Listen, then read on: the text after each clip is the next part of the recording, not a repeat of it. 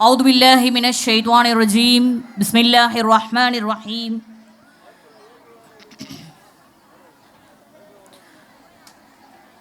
فقد قال الله تعالى في القرآن العليم والفرقان المجيد ربي اشرح لي صدري ويسر لي أمري واحلل عقدة من لساني يفقهوا قولي ربي زدني علما ربي زدني علما ربي زدني علما. அளவற்ற அருளாளனும் நிகரற்ற அன்புடையவனுமாகிய அல்லாஹுவின் திருநாமத்தை கொண்டு ஆரம்பம் செய்கின்றேன். அரசாட்சி தனதாக்கி அதன் சாட்சி நபியாக்கி அழகாட்சி புரிகின்ற எல்லாம் வல்ல அல்லாஹுவின் பேரரும் கிருபையை கொண்டும் பெரும் கிருபையை கொண்டும் பேர அருளை கொண்டும் இன்று பாமனில் நமது மஸ்ஜித் கட்டப்பட்டுள்ளது. அல்ஹம்துலில்லாஹ், மாஷா அல்லாஹ். அல்லாஹுவிற்கே எல்லா புகழும். அல்லாஹு தாலாவுடைய கிருபை கொஞ்சமும் இல்லை என்றால் இந்த ஒரு பணி அல்லாஹ் சிறப்பாக நடத்தி இருக்க முடியாது. அல்லாஹுடைய மாபெரும் கிருபையினால் மட்டுமே இது நடந்தது. இதற்காக அல்லாஹ் ஏவப்பட்ட மனிதர்கள்தான் இவர்கள் என்று இந்த மேடையில் சொல்வதில் பெருமைப்படுகிறேன். அல்லாஹு தாலா குர்ஆனில் சொல்கிறான், ஒவ்வொரு ஊர்களையும் மஸ்ஜிதுகளை கொண்டே நான் அழகாக்கி உள்ளேன் என்று. அல்லாஹு தாலா குர்ஆனில் சொல்கிற ஒரு விஷயம் பள்ளிவாசல்களை கொண்டு தான் ஊர்களை நான் அழகாக்கி இருக்கிறேன் என்று சொல்கிறான். பள்ளிவாசல்களை கட்டி வச்சுக்கிட்டு பெருமைக்காக நம்ம தொழுகாமல் இருக்கிறது, பள்ளிக்கே போகாமல் இருக்கிறது. பள்ளி தான் கட்டிட்டோமே, ஒரு வேலை பெருசாக முடிஞ்சிருச்சு, இனிமேல் அதில் தொழுகிறவங்க மூலியமாக தான் நமக்கு நன்மையெல்லாம் சேர்ந்துகிட்டே இருக்குமேன்னு சொல்லி பள்ளியை கட்டினவங்களே சில டைம் தொழுகிறது இல்லை. மாஷா அல்லாஹ், அல்லாஹ் பாதுகாத்தவர்களை தவிர. அல்லாஹ் யாரை பாதுகாத்தானோ அவர்கள் நிச்சயமாக அந்த பள்ளியை நம்ம கட்டிட்டோம், அது மட்டும் நமது பணி கிடையாது, நம்ம நிச்சயமாக அதில் போய் தொழுகணும் அப்படின்றதும் நம்ம பணி தான் அப்படின்னு நம்ம ஒவ்வொரு நாளும் யோசிச்சுக்கிறணும். எப்படி அல்லாஹ் முன்னாடி நம்ம அல்லாஹ் பார்க்குறான் அப்படின்னு நம்ம ஒரு விஷயத்தை செய்யாமல் இருக்க மாட்டோம். அம்மாவுக்கு தெரியாமல் ஒன்று செஞ்சிடறோம், அல்லாஹ் அக்கா தங்கச்சிக்கு தெரியாமல் ஒன்று செஞ்சிடறோம். இப்படியே நிறைய விஷயங்கள் நம்ம செஞ்சுட்டே இருக்கோம். ஆனால் பார்த்திங்கன்னா அல்லாஹ் நம்மளை பார்க்குறான்ற அந்த பயமே இல்லாமல் செஞ்சிடறோம். அத்தா அடித்து போடுவார், இந்த இதை செஞ்சிட்டோம்னா அம்மா திட்டிரும் அப்படின்னு நிறைய சொல்கிறோம். ஆனால் நம்ம என்ன செய்ய மாட்டோம், அல்லாஹ் நம்மளை பார்க்குறான்ற அந்த அச்சமே இல்லாமல் இருந்துடுறோம். அல்லாஹ் பாதுகாக்கணும். நிச்சயமாக அல்லாஹுடைய அச்சம் நிச்சயமாக வர வேண்டும். ஒவ்வொருத்தருடைய கல்விலையும் அல்லாஹுடைய அச்சத்தை அல்லாஹ் தரணும். இந்த பள்ளியை கடந்து போகும்போதெல்லாம் எப்படி இந்த பள்ளி இத்தனை ஆண்டுகளுக்கு முன்னாடி இருந்துச்சு, அதுக்கு பின்னாடி எப்படி இது சிறப்பாக்கப்பட்டுச்சு, இப்போ எப்படி அது சிறப்பாக்கப்பட்டிருக்கு. பள்ளியை சிறப்பாக்குவது மட்டும் நமது நோக்கம் அல்ல, பள்ளியில் சென்று தொழுவதும் நமது நோக்கமாக இன்ஷா அல்லாஹ் இருக்க வேண்டும். அல்லாஹு தாலா குர்ஆனில் சொல்வதை போல, இஹ்தின சிராத்தல் முஸ்தகீம், நேரான பாதையை எங்களுக்கு தருவாயாக அப்படின்னு நம்ம ஒவ்வொரு நேரமும் கேட்குறோம். பெண்கள் ஒவ்வொருத்தருக்குமே பள்ளி கிடையாது, ஆண்களுக்கு தான் பள்ளி இருக்குது. ஒரே ஒரு பள்ளியில் நம்ம தொழுகணும், பெண்களும் ஆண்களும் ஒன்றாக தொழுகணும்னா அது கஅபத்துல்லா மட்டும்தான். ஆனால் பார்த்திங்கன்னா நம்ம என்ன செய்கிறோம், பெண்களும் ஆண்களும் ஒன்றா தொழுகிறதுக்கு இப்போயே இந்த ஊருக்குள்ளேயே சில பேர் கட்டி வச்சுக்கிட்டு பெண்களும் தொழுகலாம் அங்கே அப்படின்னு சொல்லி ஒரு மார்க்கமே இல்லாத ஒரு விஷயத்தையுமே திணிக்கிறாங்க. ஆனால் அது எந்த மார்க்கத்தில் போட்டிருக்குன்னே தெரியல. என்ன செய்கிறாங்க, அந்த காலத்தில் எந்த பள்ளிவாசல்களுமே இல்லை, ஆண்களும் பெண்களும் ஒன்றா தொழுக வேண்டிய நிலை தான். அதனால் அப்படி தொழுதாங்க. அப்போ வக்துக்கள் பிரிக்கப்படலை. இப்போ அல்லாஹ் நமக்கு எல்லாம் அழகாக நபி ஸல்லல்லாஹு அலைஹி வஸல்லம் அவங்க மூலியமாக அழகாக பிரித்து கொடுத்துட்டான். மாஷா அல்லாஹ். அப்போ ஒவ்வொருத்தரும் ஆண் பெண்ணுக்குன்னு தனித்தனியான வகைப்பாடுகள், தனித்தனியான பள்ளி, தனித்தனியான விஷயங்கள் கொடுத்த போது நம்ம தனிமைப்படுத்திக்கிறது தானே நல்லது. அதை விட்டுட்டு ஒன்றா தொழுக போகிறோன்ற இடத்துல தொழுக மட்டுமா அல்லாஹ் பாதுகாத்தவர்களை தவிரன்னு சொல்லி எதுக்கு சொல்கிறேன்னா, தொழுக மட்டும் போகிறவங்களும் இருக்காங்க, போயிட்டு இப்லிஸான காரியங்களை பண்ணுறவங்களும் இருக்காங்க. அஸ்தக்ஃபிருல்லாஹ். அல்லாஹ் தான் பாதுகாக்கணும் உங்களை. தொழுகைக்கு முசல்லா எடுத்துக்கிட்டு மக்கனா எடுத்துக்கிட்டு அழகாக போயிடுறாங்க. ஆனால் அங்கே போய் ஒரு 2 ரக்காத் தொழுதுக்கப்புறம் நிறைய துனியாவுடைய பேச்சு தான் பேசிகிட்டு இருக்காங்க. அதே ரமலான் மாதத்தில் இது நிச்சயமாக நடக்குது. ஆனால் ரமலானில் அல்லாஹ் ஷைத்தானுக்கெல்லாம் விளங்கிட்டுட்டான்.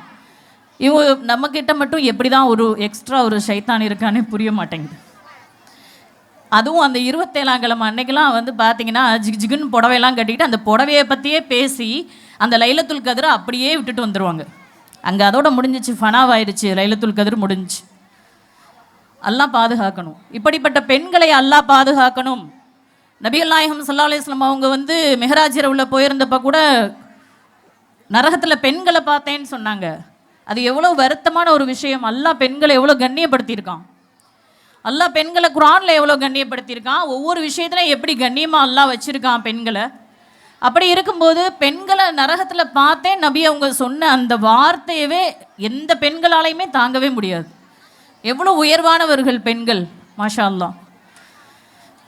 சரி, அன்றைய காலத்தில் தான் இப்படி இருந்துச்சு. பெண்கள் வந்து இன்றைய காலம் அன்றைய காலம் இல்லாமல் இந்த மாதிரி ஃபித்னாவுடைய விஷயங்கள் பேசுகிறாங்கன்னு சொன்னாலும், இப்போ இன்னும் ஒரு படி மேலே போய் மொபைல் ஃபோன் அதன் மூலியமாக நிறைய விஷயங்களில் பெண்கள் ஈடுபட ஆரம்பிச்சிட்டாங்க.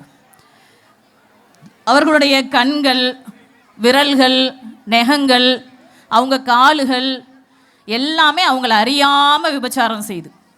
அஸ்தக்ஃபிருல்லாஹ். இப்பேற்பட்ட பெண்களை அல்லாஹ் பாதுகாக்க வேண்டும். நாங்கள் ஒவ்வொரு மேடையிலையும் பேசுகிறோம், ஒவ்வொரு துவாவிலையும் நாங்கள் செஞ்சிட்ருக்கோம். மொபைல் ஃபோன் யூஸ் பண்ணணும், அத்தியாவசியம் ஆயிடுச்சு இப்போ உலகத்தில், உண்மைதான். ஆனால் அதுக்காக மொபைல் ஃபோனை எதுக்கு யூஸ் பண்ணணும் அப்படின்ற ஒரு வரைமுறை இருக்குது தானே. ஒரு ஆஃபீஸில் ஒர்க் பண்ணுறீங்களா, படிச்சுட்டு வீட்டில் தானே இருக்கீங்க, 24 மணி நேரமும் அம்மா பேசுகிறத கூட ஒரு தாய்க்கு மரியாதை கொடுக்காம கூட தாய்மார்களும் அதை அனுமதிச்சுக்கிறாங்க. தாய்மார்களை தான் சொல்லணும். நல்ல புள்ள +2 முடித்த உடனே பிள்ளைக்கு காஸ்ட்லியாக ஒரு ஃபோன் வாங்கி கொடுத்து அந்த பிள்ளைகிட்ட ஃபோனை வந்து யூஸ் பண்ண சொல்லி அதை பார்த்து ரசிக்கிறாங்க. கொஞ்ச நாளைக்கு அப்புறம் புள்ள வேலை ஏதாவது செய்யாட்டி என் புள்ள வேலையே செய்ய மாட்டேங்குது, ஃபோனை பார்த்துட்டே இருக்கு அப்படின்னு சொல்கிறாங்க. அது புரிய மாட்டேங்குது. நீங்களே ஃபோன் வாங்கியும் கொடுத்துட்றீங்க, அப்புறம் ரீல்ஸ் பார்க்குது, அப்புறம் கேம் விளையாடுது அப்படின்னா இதுக்கு வந்து புள்ள காரணமா அம்மா காரணமா? இதுக்கு யார் காரணம்? பெண்கள் தான் இதை நிச்சயமாக தடுப்பவர்களாக இருக்க வேண்டும் இன்ஷா அல்லாஹ். இன்னும் ஒரு படி மேலே போய் இப்போ ஃபோன்லாம் இல்லாமல் வேற ஒரு கலாச்சாரம், நம்மளுடைய இஸ்லாமிய மதத்திற்குள் வேற ஒரு கலாச்சாரம் நுழைந்திருக்கிறது. அது என்னன்னு பார்த்தீங்கன்னாமா, பொம்பளை பிள்ளையும் ஒற்றுமையாக இருக்குது. இது என்னம்மா புரியல? இந்த விஷயத்தை முக்கியமாக ரொம்ப தட்டணும்.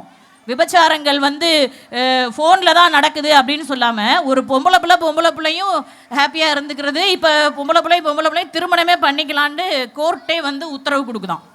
அஸ்தக்ஃபிருல்லாஹ். எப்பேற்பட்ட ஒரு அழிவுடைய காலத்தில் நம்ம இருக்கிறோம் தெரியுமாமா உங்களுக்கு?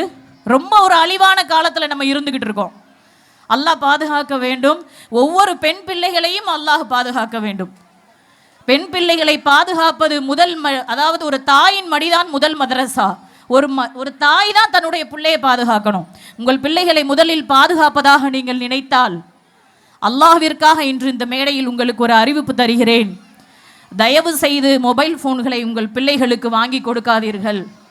உங்கள் பிள்ளைகளை நீங்கள் உண்மையாக 10 மாதம் சுமந்து பெற்றவர்களாக நீங்கள் இருந்தீர்கள் என்றால், மார்க்க கல்வியை அதிகமாக கற்றுக் கொடுத்து மார்க்க கல்வியுடன் சேர்ந்த ஒரு உலக கல்வியை நீங்கள் கொடுங்கள். மார்க்க கல்வியே மார்க்கமே படிக்காத ஒரு உலக கல்வியை நீங்கள் தயவு செய்து கொடுத்து விடாதீர்கள். நாளைக்கு உங்களையே பிள்ளைங்க மதிக்க மாட்டாங்க. ஒவ்வொரு வீடுகளையும் நாங்கள் ஒரு சின்ன ஒரு பரிசோதனை எடுத்தோம், ஒரு அனலைஸ்மெண்ட் பண்ணோம். அதில் சொல்கிறாங்க, பிள்ளை எப்போ பார்த்தாலும் எங்கள் பேச்சை கேட்கவே மாட்டேங்குது. 1வது. 2வது, ஃபோனு, டிவி இல்லாட்டினா ஏதாவது. ஆனால் அவுட்டோர் கேம்னு ஒன்றுமே விளையாடுறது இல்லை, எல்லாமே இன்டோர் கேம் தான்.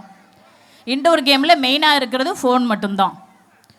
சரி, அம்மா பேச்சையும் கேட்குறது இல்லை, ஃபோன் தான் பார்த்துட்டே இருக்குது, ஹெல்த்தையும் பார்த்துக்கிறது இல்லை, சாப்பிட்றதில்ல. இந்த குழந்தையுடைய வளர்ச்சி எவ்வளோ நாளைக்கு இருக்குமா? அல்லாஹுடைய திருநாமங்களை பற்றி கேட்டால், கம்ப்யூட்டர் சயின்ஸ் படிச்சிருக்கு என் பொண்ணு அப்படின்னு சொல்கிறாங்க. அல்லாஹ்வுடைய திருநாமம் சொல்லுமா அப்படின்னா தெரியல. சரிம்மா 5 நேரம் தொழுவியாம்மா, அந்த தொழுகையை பற்றி கொஞ்சம் சொல்லுமா, தெரியல.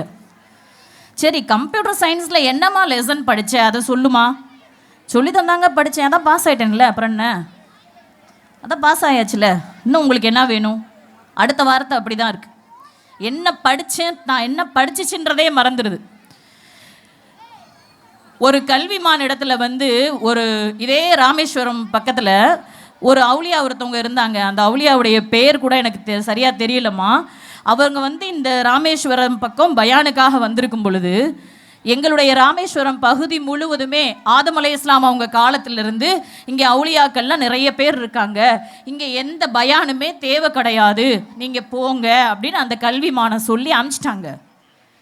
அப்போ அந்த கல்விமான் என்ன செஞ்சார், அப்படியெல்லாம் போக முடியாது, இங்கே இந்த ஒரு கல்வி இங்கே இல்லை அப்படின்னு சொன்னார். அப்படி என்ன கல்வி இல்லை அப்படின்றத கேட்டாங்க. மனமிக்க கல்வி இங்கே இல்லை அப்படின்னு சொன்னார். மனமிக்க கல்வினா என்னதுமா?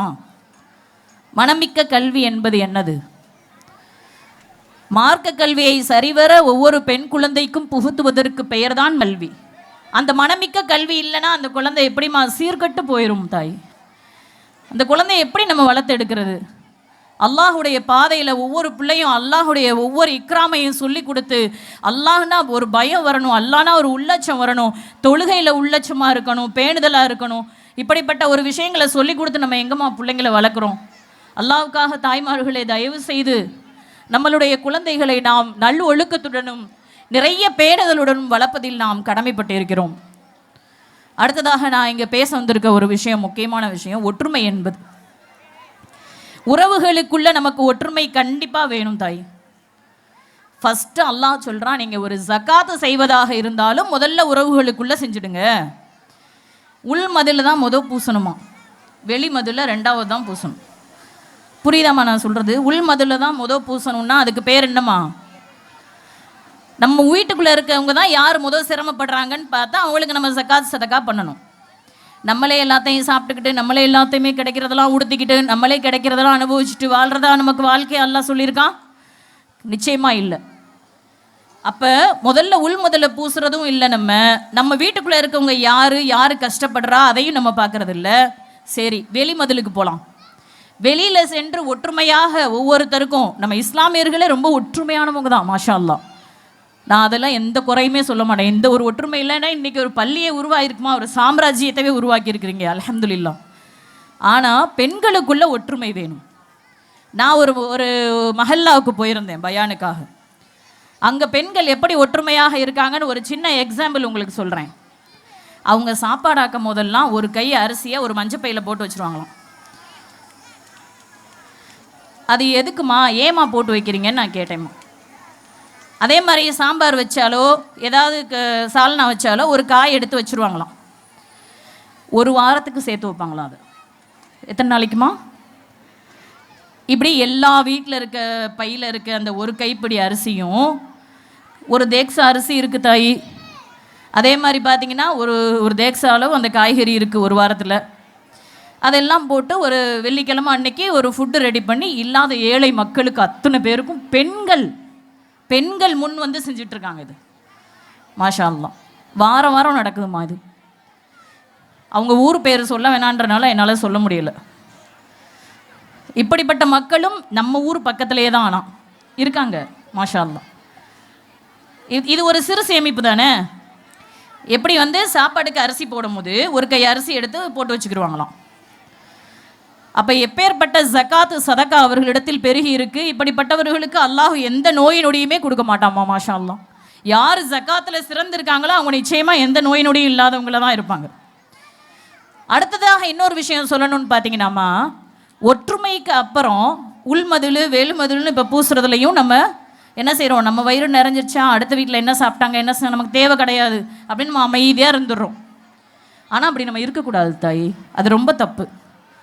நபி ஸல்லல்லாஹு அலைஹி வஸல்லம் அவங்க என்ன சொல்லியிருக்காங்க, உங்களுடைய சால்னாவின் சாற்றை சற்று பெரிதாக்கி கொள்ளுங்கள், அதை கொஞ்சம் பெருக்க வச்சு பக்கத்தில் யார் பசியோடு இருக்காங்களோ அவங்களுக்கு உணவளிங்க, நீங்கள் செய்யும் தர்மத்தில் சிறந்தது உணவளிப்பது என்று நபி ஸல்லல்லாஹு அலைஹி வஸல்லம் அவங்க நமக்கு சொல்லியிருக்கிறாங்க மாஷா அல்லாஹ்.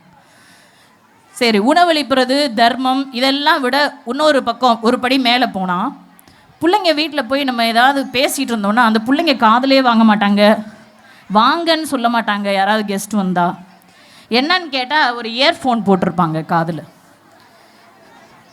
என்னம்மா பண்ணுற, ஏதாவது ஓதுறியாம்மா? இல்லை, நான் பாட்டு கேட்டுட்ருக்கேன். இசை ஹராம் என்ற அந்த மார்க்கமே தெரியாமல் பிள்ளைகளை வளர்த்துட்டு இருக்கோம். நம்ம ஹெட்செட் போட்டு பாட்டு கேட்டுட்ருக்கு. அல்லாஹ் செவிப்புலனை பற்றி குரானில் சொல்கிறாம்மா மாஷா அல்லாஹ். ஒரு குழந்தை தன்னுடைய தாயின் வயிற்றில் ஜனிக்கும் பொழுதே முதலில் அல்லாஹ் செவிப்புலனைத்தான் அல்லாஹ் முதல்ல கொடுக்குறான் மாஷா அல்லாஹ். இப்படியே இக்ராமத்தாக இருக்கக்கூடிய ஒரு பெண் குரான் ஓதிக்கொண்டே இருக்குமானால் பிறக்கும் அந்த குழந்தை ஹாஃபிலாக பிறப்பதற்கு வாய்ப்பு இருக்குன்னு சொல்கிறாங்க. அப்போ அல்லாஹ் வந்து காதுடைய திறனை தான் முதல்ல படைக்கிறான். அப்போ காது திறனை முதல்ல படைக்கும் போது பெருசான ஒன்று அந்த காதில் ஒரு ஹெட்செட்டை, ஒரு இன்ஸ்ட்ருமெண்ட்டை காதில் மாட்டி அந்த பொண்ணு பாட்டு கேட்குதே, நமக்கு ஏமா அல்லாஹ்வுடைய அச்சம் வரலை? அதை பார்த்து நம்ம பிள்ளையே நம்ம இப்படி பாட்டு கேட்க வளர்த்தோம் அப்படின்னு ஏமா உங்களுக்கு எந்த அச்சமும் வரல? உங்களையும் அல்லாஹ் அப்படி தான் படைச்சான், அந்த மக்களையும் அல்லாஹ் அப்படி தான் படைச்சான். எல்லாரும் நீங்களும் சரி, உங்கள் பிள்ளைங்களும் சரி, ஒவ்வொருவரும் தாயின் வயிற்றில் இருக்கும்போது செவிப்புலனை தான் முதல்ல அல்லாஹ் படைச்சிருக்கிறான், கேட்கும் திறனை. அப்போ அந்த கேட்கும் திறனை வெளியே வந்து அந்த பிள்ளைக்கு வந்து ஹெட்செட் போட்டு பாட்டு கேட்குது. இது எந்த வகையிலமா நியாயம்?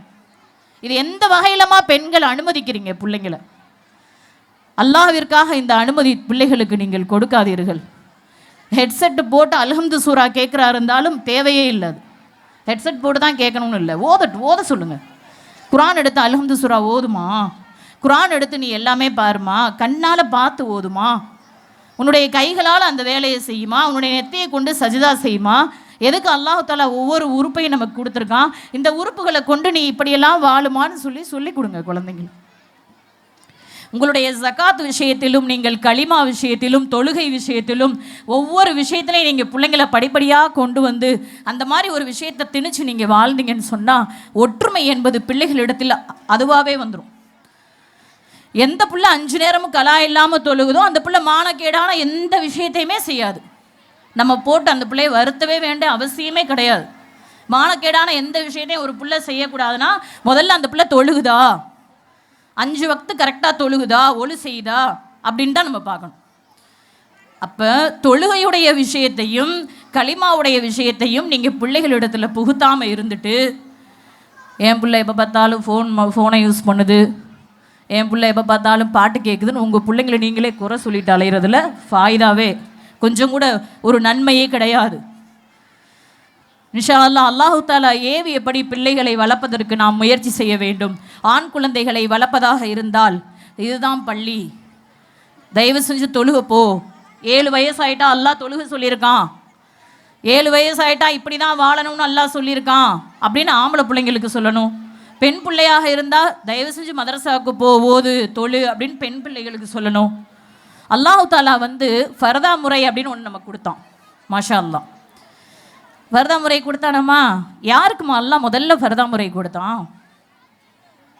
ஃபர்தா என்பது அல்லாஹ் யாருக்கு கொடுத்தான்?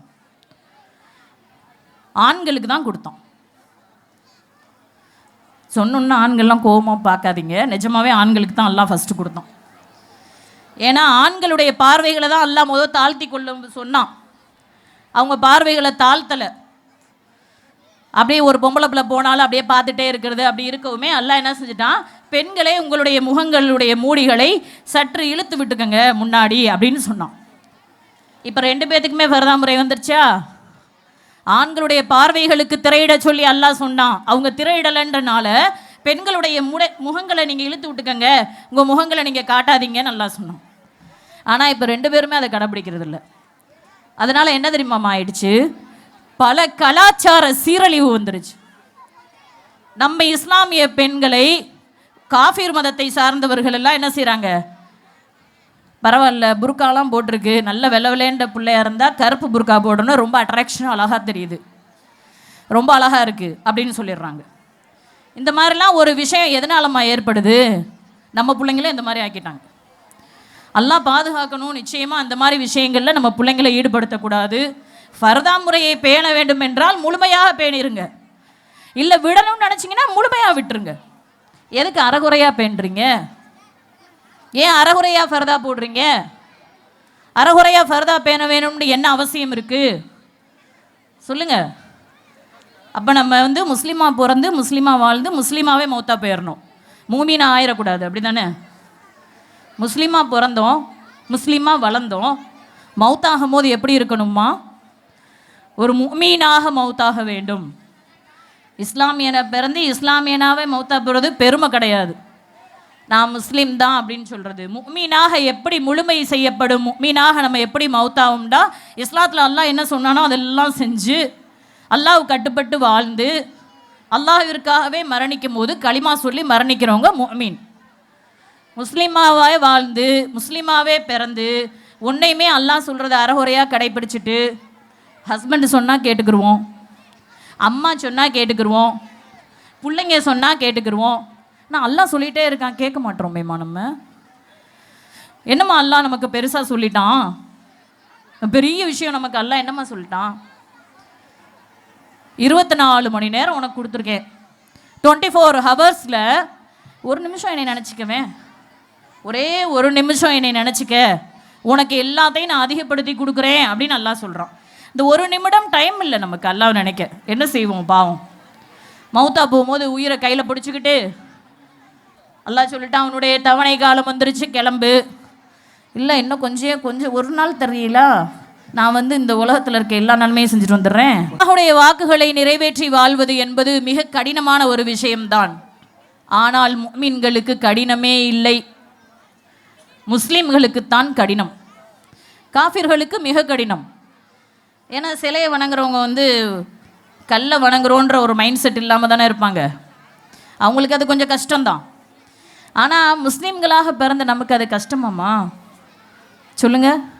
அல்லாஹ் 5 நேரமும் தொழுகு வருது. இப்போல்லாம் பக்கத்தில் இப்போ பாங்கு சத்தம் கேட்டுகிட்டே இருக்கும். மாஷா அல்லாஹ், ரொம்ப பெரிய மினரா, 8 திக்கும் பாங்கு சத்தம் கேட்கும் அளவுக்கு மினரா. இப்பேற்பட்ட மினராவில் நம்ம இருந்து பாங்கு சத்தத்தை டெய்லி கேட்டு என்ன செய்ய போகிறோம்? எல்லா வீட்டு கதவையும் தாப்பா போட்டு தூங்க போகிறோம். அதான் நம்ம செய்ய போகிறோம். சுபுகு நேரங்களில் உங்களது வீடுகளின் கதவுகளை திறந்து வையுங்கள், அல்லாஹ் முதல் வானத்தில் இருக்கிறான். மகரிபு நேரம் வந்துவிட்டால் உங்கள் பிள்ளைகளையும் மனைவி மக்களையும் பாதுகாத்து கொள்ளுங்கள், கண் திஷ்டிகளிலிருந்தும் ஷைத்தானின் பார்வைகளிலிருந்தும் பாதுகாத்து கொள்ளுங்கள், கதவுகளை அடைத்து வையுங்கள் அப்படின்னு அல்லாஹ் நமக்கு சொல்கிறான். அல்லாஹ் சொன்ன எந்த விஷயத்தையுமே நம்ம கேட்க மாட்டோமேம்மா. மகரிபானா தான் ஒரு துப்படி ஒன்று போட்டுக்கிறோம், இல்லை புர்கா ஒன்று போட்டுக்கிட்டு கடை தெருவிலே நிற்போம். கடை வீதி தான் ஃபேஷன். இப்போ ஃபேஷன் ஆகிடுச்சது. கரெக்டாக மகரிப் தொழுகிறோமோ இல்லையோ, அசருக்கு மகரிப் நல்ல வெளியே போயிடுவோம். இப்போ அதெல்லாம் நிறைய செய்கிறாங்க. நான் டைரெக்டாகவே இதெல்லாம் பார்க்குறேன், அதனால இந்த இடத்துல பேசுகிறேன். இங்கே செய்யாதவங்கள நான் சொல்லலம்மா, அல்லாஹ் பாதுகாக்கட்டும். செய்கிறவங்கள மட்டும்தான் சொல்கிறேன், தயவு செஞ்சு மாற்றிக்கங்க.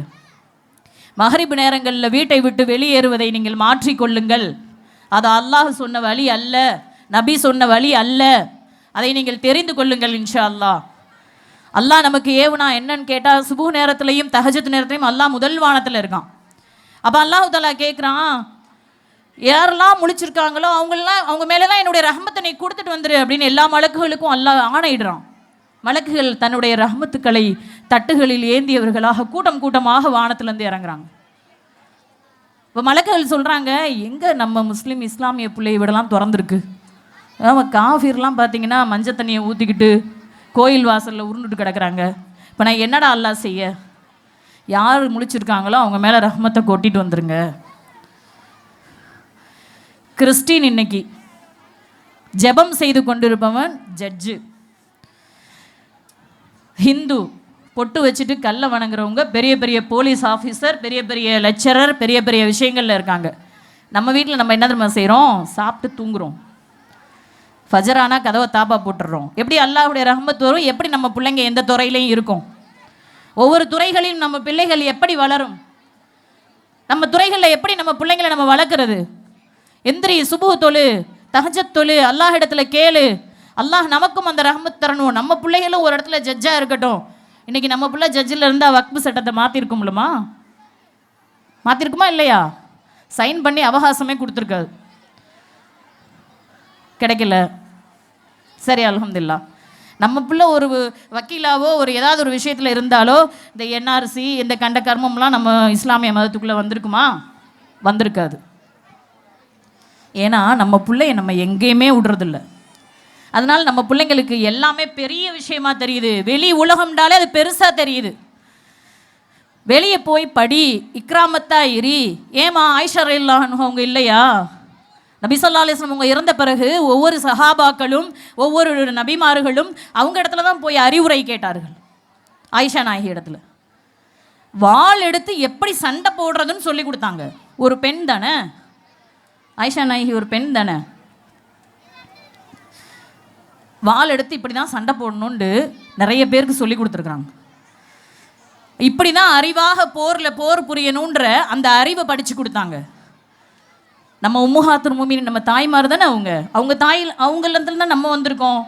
அவங்களுடைய உம்மத்தானே நம்ம, அவங்களுடைய இடத்துல தான் நம்ம இருக்கோம். நம்ம ஏன் அப்படி சொல்லி கொடுக்கல? நம்ம பிள்ளைகளுக்கு நம்ம என்ன கற்றுக் கொடுத்து கொண்டு இருக்கிறோம்? மனமான கல்வியேவா, மனமே இல்லாத ஒரு கல்வியேவா? மனம் என்பதற்கு ரெண்டு அர்த்தம் இருக்கு. ஒன்று ஸ்மெல், மணக்கிற மனம். இன்னொன்று மனதார படித்து கொள்வது. ரெண்டு மனம். ரெண்டுமே நம்ம எப்படி தெரியுமா சொல்லி கொடுக்குறோம்?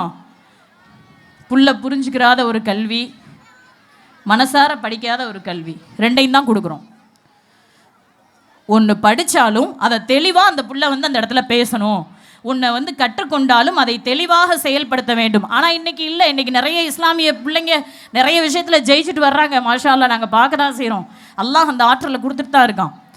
ஆனால் இந்த மாதிரி நிறைய கிராமங்களில் பிள்ளைங்களை அப்படியே மடிஞ்சு வச்சிடுறாங்க. அது ரொம்ப கவலையான ஒரு விஷயமா இருக்குது.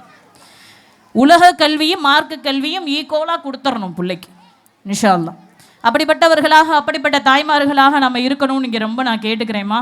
கேட்டுக்கிறேன்றதை விட இதை நான் உங்களுக்கு ஒரு அட்வைஸாகவே நான் சொல்கிறேன். இன்ஷா அல்லாஹ் உங்களுடைய பிள்ளைகளை தயவு செய்து படிக்கவும் வைங்க, மார்க்க கல்வியும் கொடுங்க. அதை மனமிக்க கல்வியாக கொடுங்க. ஒற்றுமையை பிள்ளைகளிடத்தில் கற்றுக் கொடுங்க. மொபைல் ஃபோனை தயவு செஞ்சு கொடுக்காதீங்க. டிவி பார்க்கணும். டிவியில் ஒரு புள்ள டிவி போட்டுச்சுன்னா ஒரு உலகத்தில் உள்ள நியூஸ் என்ன, உலகத்தில் என்ன நடக்குது, நம்ம இஸ்லாமிய மதத்திற்கு என்ன நடந்து கொண்டு இருக்கிறது, நம்ம இஸ்லாமிய சகோதர சகோதரிகள் என்ன செஞ்சிட்டு இருக்காங்க, யார் நம்ம இஸ்லாமிய சகோதர சகோதரிகள்மா, யார் தாய்? சும்மா எல்லாரும் பார்க்குற மாதிரி நமக்கு ஒரு நியூஸ் ஆகுது. நம்ம வீட்டில் நடந்தால் நம்ம அப்படி இருப்போமா? நம்ம வீட்டில் நம்ம ஒரு புள்ள அப்படி இறந்து போச்சுன்னா, ஒருத்தன் சுட்டு மவுத்தாயிருச்சுன்னா நம்ம இருப்போமா? அப்படி என்ன செய்வோம்? என்ன மாதிரி துடிச்சு நெஞ்சிலையும் மாரிலையும் அடிச்சுட்டு அழுவோம். அது மாதிரி ஒரே ஒரு நாள் அடிச்சுட்டு அழுது துவா செஞ்சோமா அல்லாட்ட? எல்லாம் என் இனத்தை சேர்ந்த ஒரு இஸ்லாமிய முஸ்லீம் சகோதரன் என் முன்னாடி சுட்டு கொலை செய்யப்பட்டான நியூஸ் பார்த்துட்டு உட்காந்து அப்படியே பாப்கார்ன் சாப்பிட்டு நியூஸ் பார்த்துட்டு இருக்காங்கம்மா ஒரு வீட்டிலலாம். ரொம்ப வருத்தத்திற்குரிய ஒரு விஷயமாக அது இருந்தது.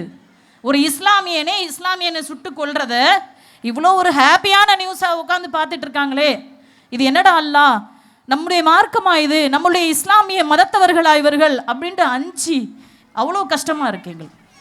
ஆனால் இல்லை, அப்படி கஷ்டமே இல்லை அவங்களுக்கு. அது எல்லாத்துக்கும் மாதிரி அவங்களுக்கு ஒரு நியூஸ். அது நான் யாரை பற்றி சொல்கிறேன் உங்களுக்கு நல்லா தெரியுமா? உங்களுக்கு யாரம்மா நான் சொல்கிறேன்? யாரை சொல்கிறேம்மா சொல்லுங்க தாய்.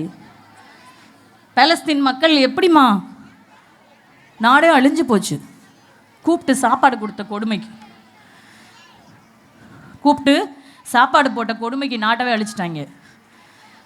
அல்லாஹ் பாதுகாக்க வேண்டும். ஆனால் அல்லாஹ் சும்மா இருக்க மாட்டான்ல. நம்ம நபி என்ன சொல்லிட்டு போயிருக்காங்க? நம்ம எல்லாரும் அங்கே தொழுவோன்னு சொல்லியிருக்காங்கல்ல. அப்போ நம்ம தொழுவோம். நம்ம இஸ்லாம் வெற்றி கொள்ளும் இன்ஷா அல்லாஹ். நிச்சயமாக அப்படி இருக்க மாட்டோம். அப்போ அந்த வெற்றிக்காக அன்னைக்கு அங்கே உட்காந்து அந்த எல்லையில் போராடிட்டு இருக்காங்களே, நம்ம ஊருக்காக, நம்ம மக்களுக்காக நம்ம எவ்வளோ ஒற்றுமையாக இருக்கணும். நமக்குள்ளே ஒன்று விட்டு கொடுக்கலாமா யாரையாச்சும்? நம்ம ஊர் சின்ன ஊர், நம்ம ஊரை எப்படி விட்டு கொடுக்காம நம்ம வாழணுன்றதை முதல் கற்றுக்கணும். நம்ம ஊரை எப்படி ஒன்று சேர்த்து, இப்போ பள்ளி ஆரம்பிச்சிருச்சு அல்ஹம்துலில்லாஹ், வாரம் திக்ர் மஜ்லிஸ் நடத்தலாம், வாரம் பயான் நடத்தலாம். பெண்கள் ஒன்று சேர்ந்து வீட்டுகளில் திக்ர் மஜ்லிஸ் வைக்கலாம். இதை தொடர்ந்து ஒரு பெண்கள் மதரசா ஆரம்பிக்கலாம். இப்படி நிறைய விஷயங்கள் நீங்கள் கொண்டு போகலாம். இந்த ஊருக்கு அல்லாஹ் நிறைய சிறப்பு தந்துடுவான் மாஷா அல்லாஹ். இந்த ஒற்றுமை உங்களிடத்தில் இருந்தால் தான் இது சாத்தியமா? இன்ஷா அல்லாஹ் நீங்கள் ஒற்றுமையான பெண்களாக இருக்க வேண்டும் என்பதே எனது விருப்பமாக இருக்கிறது. அல்ஹம்துலில்லாஹ். எல்லாம் வல்ல அல்லாஹ் உங்கள் அனைவருக்கும் இவ்வளோ அமைதியாக கேட்டு, எனக்கு கொஞ்சம் டைம் இல்லை, 1 மணி நேரம் பேச கொடுத்தாங்க. ரூட் தெரியாது எங்களுக்கு, புதுசு. இன்ஷா அல்லாஹ் எங்கள் கணவர் வெயிட் பண்ணுறாங்க, ஃபோன் வந்துகிட்டே இருக்குது.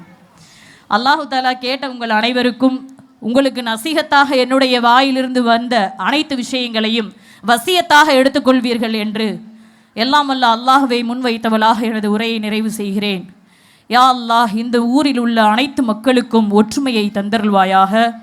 யா அல்லாஹ், இங்கு ஹிதுமத்தாக இருந்த அனைத்து மக்களுக்கும், பள்ளியை கட்டி கொடுத்த அனைத்து பெரியவர்களுக்கும், தாய்மார்களுக்கும், சிறியோர்களுக்கும், அதற்கு உறுதுணையாக இருந்த அத்துணை மக்களுக்கும் எல்லாம் வல்ல அல்லாஹ் நீடித்த ஆயுளையும் நிறைவான செல்வ பரக்கத்தையும் நோய் நொடி இல்லாத வாழ்க்கையையும் அல்லாஹ் என்றென்றும் தந்தருள்வானாக.